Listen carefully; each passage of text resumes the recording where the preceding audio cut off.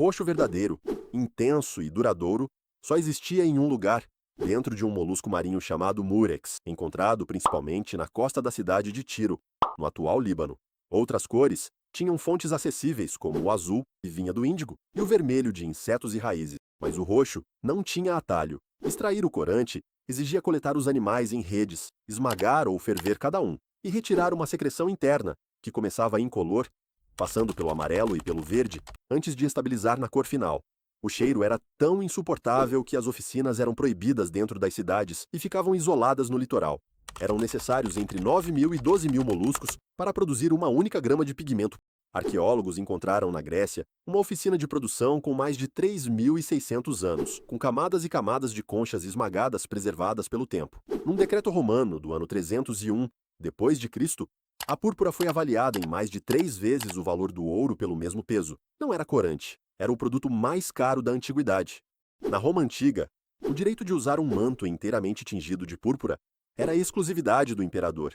Senadores podiam usar pequenas faixas da cor nas togas, e só. Nero decretou pena de morte para quem ousasse vestir púrpura sem autorização. Em 40 depois de Cristo, o rei Ptolomeu da Mauritânia foi assassinado por Calígula, por um único motivo. Ele apareceu no anfiteatro vestindo um manto roxo. Uma visita ao circo custou a vida de um rei. A Bíblia descreve vestes de púrpura e linho azul como símbolo de poder. Quem usava eram reis, sacerdotes e figuras de autoridade máxima. Os fenícios ficaram tão associados à cor que foram chamados de o povo roxo. E esse legado ficou tão gravado na memória coletiva que a psicologia das cores ainda carrega isso hoje. O roxo remete instantaneamente a luxo e realeza porque durante milênios era a única cor que o povo comum jamais poderia tocar. Em 1856, um estudante de química inglês de 18 anos chamado William Perkin tentava sintetizar quinino, no laboratório improvisado no quarto da sua casa em Londres. O experimento falhou, mas ao limpar os frascos com álcool, Perkin percebeu que o resíduo escuro que havia sobrado tinha tingido o pano de uma cor roxa intensa e brilhante, e que a cor não desbotava. Por acidente, Perkin havia criado o primeiro corante sintético da história. Ele chamou de Malva. Em meses, estava vendendo o produto industrialmente. Em poucos anos, o roxo que havia custado mais que ouro por 3.000 anos estava disponível em qualquer loja de tecidos da Europa por centavos. A cor mais exclusiva da história humana havia se tornado barata da noite para o dia. Mas tem outro detalhe que poucos sabem.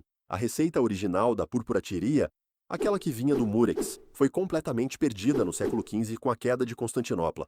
Até hoje, ninguém conseguiu reproduzi-la com precisão. A cor mais poderosa da história antiga desapareceu 2 vezes, primeiro das bandeiras, depois da memória.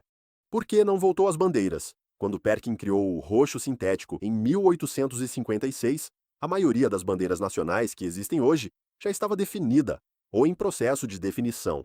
A França tinha o azul, branco e vermelho desde a Revolução Francesa em 1789. O Reino Unido tinha a Union Jack desde 1801.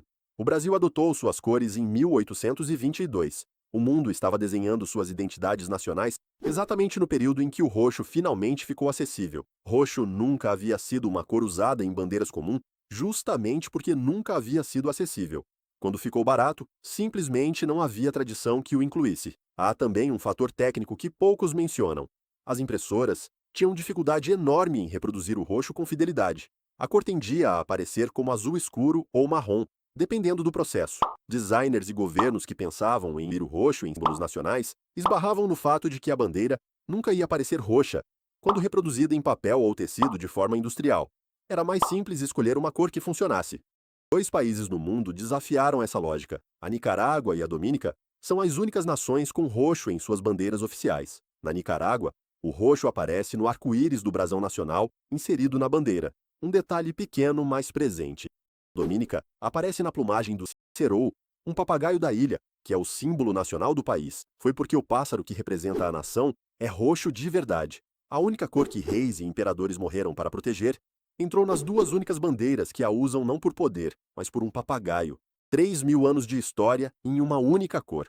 O roxo saiu das bandeiras, mas nunca saiu da memória. Se esse vídeo te surpreendeu, deixa o like, se inscreve no canal e ativa o sininho. E se você quer entender mais sobre como o mapa do mundo pode mudar, tem um vídeo aqui no canal sobre 6 territórios que podem se tornar países antes de 2030, vale muito a pena.